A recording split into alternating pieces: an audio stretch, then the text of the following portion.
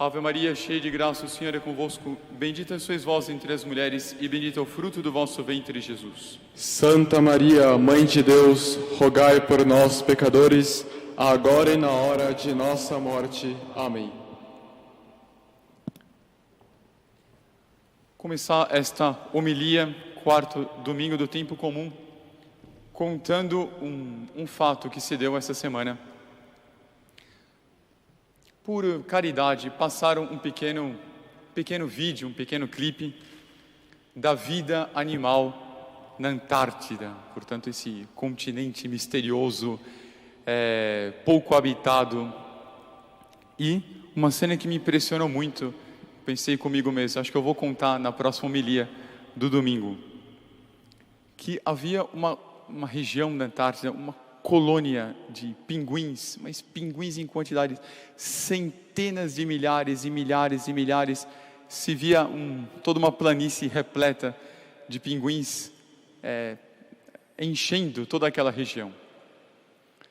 E quando aproximaram a cena, não eram pinguins adultos, eram os filhotes, estavam no tempo da cria, e os pinguins faziam isso, eles davam a cria, os pinguins saíam todos dos ovos, e eles pequenininhos ficavam ali, e com fome, e os pinguins, os pais, iam pescar, iam nadar, deixavam todos os filhotezinhos ali naquela região, e iam conseguir alimento para trazer para as suas crias. E uma coisa curiosíssima, porque no meio daquela multidão, como é que o pinguim, pai e mãe, iam saber quais eram os filhotes? Alguém poderia pensar, bom, os pinguins voltavam e o primeiro filhote que encontrasse já considerava como filho e dava de comer. Não é verdade. Cada pai, cada mãe pinguim reconhece quem é o filhote no meio daquela multidão de centenas de milhares. Uma coisa impressionante, E tem um truque, um instinto, para reconhecer quem é o filhote. Os pais, como que, por alguma maneira, deixam os filhotes em um determinado local, e o filhote não pode se mover dali enquanto o pai ou a mãe não voltar com a comida. Portanto, eles devem ficar naquela pedra, naquele local, sem se mover. Talvez durante 1 dia, 2 dias, 3 dias, até eles voltarem com a comida. E uma cena, todas aquelas centenas de milhares de pinguins, todos paradinhos, e um que outro resolve dar um passeio pela região, uns 2 ou 3, e começam a andar pela ilha. E aí mostra o filme uma coisa curiosíssima. Começam a andar por aqui, lá e acolá, se distanciam metros e metros e metros, 15 metros, 20 metros. E tem a cena dos pinguins pais voltando com a comida. E quando um pai chega no local onde ele deixou o filhote, ele vê que o filhote não está lá. Procura, olha para um lado, olha para o outro, e não vê outros filhotes, mas não o filhote dele. E no meio daquela multidão toda, como reconhecer? Todos piando, todos fazendo seus ruídos, etc. Em certo momento, a mãe levanta o bico para cima e emite um som, uma comunicação, um pio. E no meio daquela multidão, o filhote a 15, 20 metros de distância, ele consegue ouvir que é a mãe dele chamando. E a mãe continua chamando. E ele ecoando, ele repetindo também para que a mãe percebesse que ele estava. Como se escutam? Não sabemos. É Deus que colocou aquele instinto de comunicação entre mãe e filho, mãe e filhote. E ele começa a procurar, em certo momento encontra a mãe pinguim, a mãe dá de comer para ele. Ele fica tranquilo, ele fica sereno porque escutou, por assim dizer, a palavra, a comunicação da mãe. Confesso que foi uma cena até emocionante, porque imediatamente que eu vi aquela cena no mundo animal, pensei, meu Deus, Se até um pinguim, um filhote de pinguim recém-nascido, sabe reconhecer a comunicação, o chamado da mãe, por que os homens, os seres humanos, às vezes, não têm a capacidade de escutar o chamado de Deus, o chamado do céu, o chamado da providência? Porque assim como a mãe pinguim vê que o filho não está, começa a chamar, chamar, chamar, Deus também, quando vê que um filho, uma filha, um ser humano, uma criatura dele, batizada sobretudo, não se encontra no local onde ele queria, ele começa a chamar, a chamar, a chamar, a dar a palavra dele, a palavra. E nós chegamos no tema central da nossa liturgia, que é o tema da palavra. Nós, com tanta simplicidade, sobretudo nas liturgias do Natal, do fim de ano, vamos repetir a frase: a palavra de Deus se fez carne e habitou entre nós. E nós dizemos assim, com toda a naturalidade, a palavra de Deus se fez carne e habitou entre nós. Mas essa frase é o resumo da nossa fé. É propriamente tudo aquilo que nós temos, a Igreja Católica, está resumida nessa frase: a palavra de Deus se fez carne e habitou entre nós. Por que o evangelista, o Espírito Santo não inspirou o evangelista a escrever: Deus Filho se fez carne e habitou entre nós, por exemplo? Ou simplesmente: Deus se fez carne e habitou entre nós? Mas porque a palavra se fez carne e habitou entre nós. Entre muitíssimas razões teológicas, que poderíamos passar um tempo enorme aqui, tem uma razão simples. É porque Deus quis dizer à humanidade que Ele age na história através da palavra. Ele constrói a história através da palavra, do chamado. E por isso que diz: a palavra de Deus se fez carne e habitou entre nós. Na primeira leitura, nós vemos a palavra. Davi escuta a palavra de Deus no coração, dizendo: construa um templo. Mas a palavra definitiva vai ser dada pelo profeta Natã, quando diz aqui, no segundo livro de Samuel, a palavra do Senhor foi dirigida a Natã, dizendo que era o filho de Davi, Salomão, quem iria edificar. Interessante, é a palavra que ele sente no coração, Davi, mas a confirmação chega através do profeta. Na segunda leitura, nós vemos São Paulo, aqui na Epístola aos Romanos, dizendo que dá graças a Deus pelo fato de ter confirmado os fiéis ao evangelho dele, São Paulo. Portanto, à palavra dele. E São Paulo sabe perfeitamente que não há fidelidade a Deus sem ter fidelidade à voz do profeta. Por isso que ele diz: a fidelidade ao meu evangelho, portanto, à minha palavra. E no evangelho de hoje, da anunciação do anjo da encarnação do Verbo, São Lucas narra como Nossa Senhora foi atenta à palavra de Deus vinda através do anjo, porque termina dizendo: faça-se em mim segundo a tua palavra. Nossa Senhora acatou a palavra de Deus vindo através do anjo, do arcanjo São Gabriel. Também nós poderíamos dizer o anjo profeta.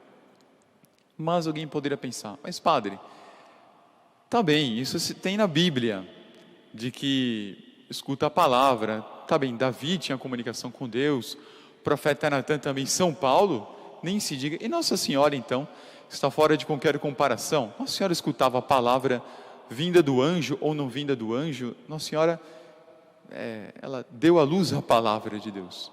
Comigo não, comigo é diferente. Eu vivo no século 21 e a palavra de Deus eu não tenho nenhum profeta Natã a consultar. Eu digo: não é verdade. Não é verdade, porque a palavra de Deus nunca deixa de ecoar na história. Lembre da metáfora não, da realidade da pinguim-mãe, emitindo aquela comunicação, por assim dizer, aquela palavra. E Deus, se um pinguim chama o filhote, Deus não vai nos chamar? Deus não vai dizer uma palavra? Deus não vai dizer uma palavra para você que está aí, sentado em casa, ou assistindo essa missa por um celular? Será que Deus agora não está emitindo uma palavra no fundo do coração dizendo: meu filho, minha filha, eu quero de você tal coisa, entregue-me neste Natal? É evidente que esta palavra está sendo dita. Conto um fato de Santa Faustina Kowalska, a santa do século passado. Ela queria ser religiosa, queria muitíssimo, e ela não sabia por quê. Ela tinha que entrar em um convento em outra cidade. Ela escutou a palavra de Deus dizendo: vá para aquela cidade. Ela foi para aquela cidade, pegou um trem, sem conhecidos, sem amigos, sem celular, não existia celular na época, sem nada. Ela escutou aquela palavra de Deus dizendo: vá para tal cidade, que ali eu lhe espero. Chegou na cidade e começou a bater, visitar várias igrejas e bater a porta de vários conventos. Depois de muitas peripécias, ela bateu a porta de um convento, ela sentiu que era ali que Deus lhe chamava, e a superiora disse: minha filha, tá bem, você quer fazer uma experiência religiosa neste convento? Primeiro você tem que escutar a palavra do dono da casa. Quem vai dar a palavra definitiva não vai ser eu, superiora, nem você, Faustina. Vai ser o dono da casa. Vá para a capela e fique ali perguntando ao dono da casa, a nosso Senhor Jesus Cristo, se Ele dá uma palavra aceitando você na comunidade. E ela aceitou. Foi para a capela, começou a rezar. Em certo momento ela escutou nosso Senhor Jesus Cristo dando a palavra, dizendo: minha filha, aqui eu quero você por toda a sua vida. E ela voltou a contar para a superiora, e a superiora teve fé, dizendo: então está recebida, vamos fazer uma experiência neste convento. A palavra de Deus continua sendo emitida não só para Santa Faustina, mas também para você. Se acontecer, alguém pode dizer: mas padre, eu não tenho forças, eu sou medroso, sou medrosa, não tenho forças, não tenho coragem para seguir a palavra. Ou alguém poderia pensar: eu não tenho paz na minha alma para escutar a palavra. Ou então, como distinguir se a palavra é certa ou não? Alguém diz: eu sou fraco, não consigo, eu escuto a palavra, mas eu não consigo seguir. Ou até mesmo: mas será que a palavra de Deus é para sempre? Vejam, a palavra de Deus é reconfortante, apaziguante, clara, é alegre. Alguém poderia dizer: sou triste. Aqui vem, a palavra de Deus é alegre, é forte, é estável, ela é reconfortante. Diz a antífona de entrada: a palavra de Deus é como orvalho sobre a terra seca, ela reconforta a terra seca. A palavra de Deus é apaziguante. Como começa o Evangelho? O anjo dizendo: não tenhas medo. Se alguém diz: sou medroso, a palavra de Deus diz: não tenhas medo. A palavra de Deus traz alegria para aqueles que são tristes. O anjo diz: alegra-te, cheia de graça. Hoje também a palavra de Deus diz: alegra-te. Quem quer que seja que está escutando esta missa, alegria, alegria. Não há razão para tristeza, porque Deus nos chama, Deus vai nos indicar o caminho. A palavra de Deus é forte a ponto de arrastar nações, como diz aqui São Paulo, diz: conhecimento de todas as nações para arrastá-las para a fé. A palavra de Deus arrasta nações. A palavra de Deus é estável, como diz o Salmo, porque dissestes: o amor é garantido para sempre. Só uma condição para nós alcançarmos essas virtudes: a alegria, a constância, a força, a paz, é estar com os ouvidos abertos para escutar a palavra e depois de escutar, cumpri-la. Nós temos que cumprir. Seria mais ou menos como aquele filhote de pinguim que escuta a mãe chamando e não vai atrás para receber o alimento, ele vai morrer de fome. Nós escutamos a palavra de Deus, nós temos que ir atrás, cumprir. E a palavra de Deus é dita no coração de cada um, mas também, assim como para Davi, o rei santo, havia um Natã, é certo que a providência coloca profetas na nossa vida, seja pessoas dentro da Santa Igreja, seja santos, seja pessoas que nos dão exemplo, são como profetas a nos guiar nos tempos atuais, dizendo: vamos, cumpra a palavra. E assim como Davi obedeceu a Natã, preparou o material para a construção do templo, se obedecer a palavra de Deus neste Natal, seja no coração, mas seja também por boca, podemos dizer, dos profetas, dos santos, etc., das pessoas que nos levam até Deus, um templo para Maria Santíssima no coração de cada um será feito. Então o convite nessa liturgia, que já vai longe, escutemos a palavra, cumpramo-la, pois assim nós alcançaremos a paz e a alegria. Seria tão bom, alguém dissesse, que o menino Jesus, dia 24 para o dia 25, nos mandasse uma cartinha, assim como as crianças recebem presentes de São Nicolau, no dia 24 para o dia 25, acordam e vêm os presentes. Como seria bom que eu acordasse e tivesse uma cartinha debaixo do travesseiro, escrito: menino Jesus, meu filho, minha filha, eu quero ver você. Isso seria fácil, seria muito bom.